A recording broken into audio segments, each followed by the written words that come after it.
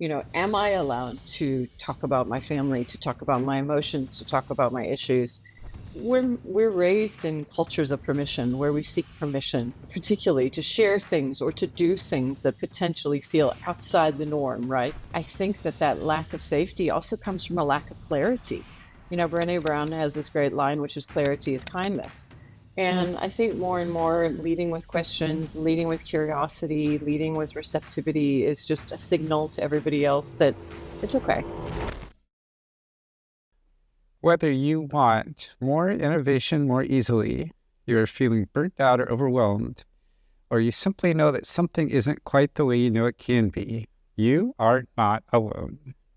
I hear the same from leaders every day. On Uncommon Leadership, we explore aligning personal fulfillment with business success, creating authentic teams, and cultivating the resilience, adaptability, and ease necessary to move beyond simply surviving today's challenges into thriving. I'm Michael Hunter with Uncommon Teams, and today we'll uncover fresh insights into what it means to lead today. And joining me is Jillian Reilly. Jillian is a founder, writer, keynote speaker, and consultant.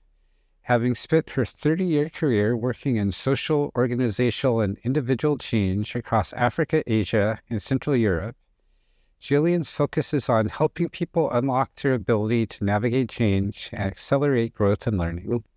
Jillian's upcoming book, The 10 Permissions, guides readers in permitting themselves to design lives that fully leverage the possibilities of our disruptive world, offering 10 direct ways to turn stuck-in-the-past work and life strategies on their head.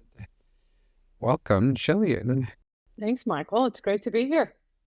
I think the more that you kind of approach things from a very human level and an understanding that each one of us is coming into this space as a human, I think in the workplace, a lot of our formal roles have unraveled a little bit, and that creates a bit of confusion. It's not the formal, stiff, sort of very positional interactions that it was 20 years ago or 30 years ago. Now people are sort of trying to figure out what's allowed and what isn't allowed. So, one of the things I do with workplaces and with leaders is to help them create more intentional cultures around helping people to understand what's allowed now. Like, am I allowed to talk about my family, to talk about my emotions, to talk about my issues? Um, and I think I try to just have very direct questions that just or conversations, if you will, that just directly get there. Sort of, you know, are we allowed to go there? Is this relevant for this conversation? I think the more explicit that you are and the more intentional you are about, setting expectations and boundaries within conversations and relationships, you take out the guesswork, you take out that fearful kind of, oh my gosh, have I overshared?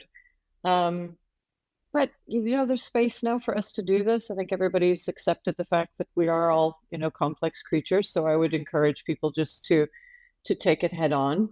And as I said, to be as explicit and intentional about creating shared boundaries and expectations.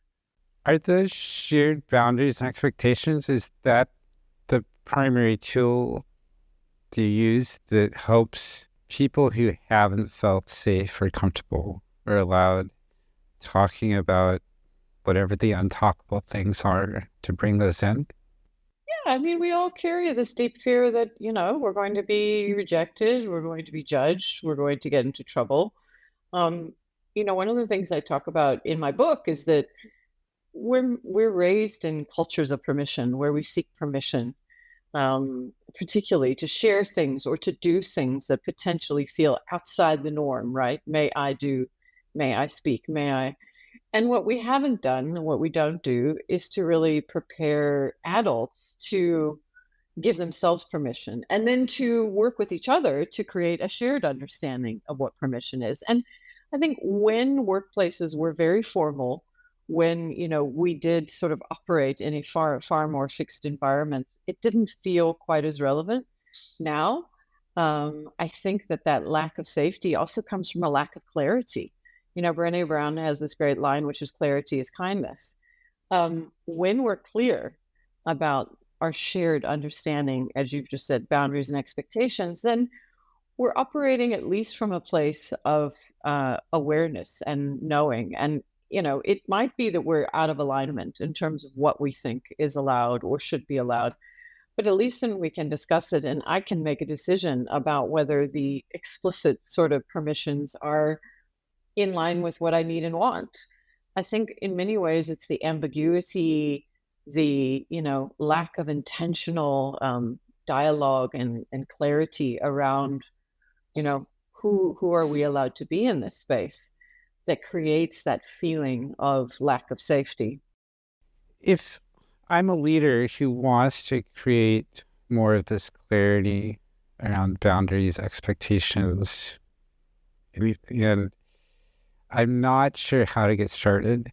I care about my team, so I want to do this in a way that works for them and isn't just me forcing everyone to now be clear and have the boundaries and expectations that I might feel are right.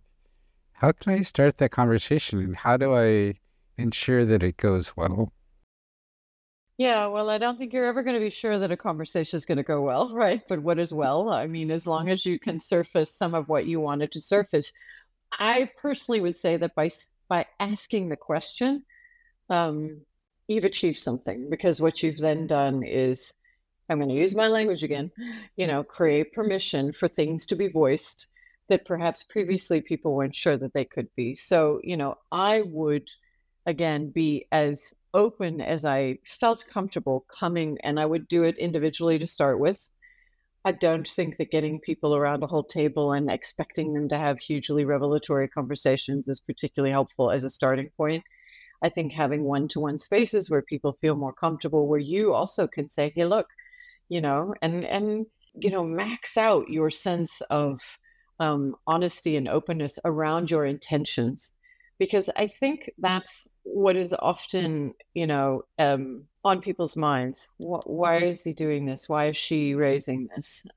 Is there something else going on? Will this be used against me?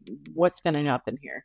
So I think it's kind of being clear, not just about the purpose of the conversation, but the intent behind it. I'm coming here because I want to know this for this reason. Um, I think it's incredibly helpful to people when you share your own potentially lack of certainty or clarity or confusion around things, like own the fact that you're also not necessarily clear of, how this is all going to unfold, but you feel it needs to open. Um, and I think ask questions. I think when people want to feel heard, they want to feel connected, and I think oftentimes leaders feel like they have to come with answers and come with, directives. And I think more and more leading with questions, leading with curiosity, leading with receptivity is just a signal to everybody else that it's okay.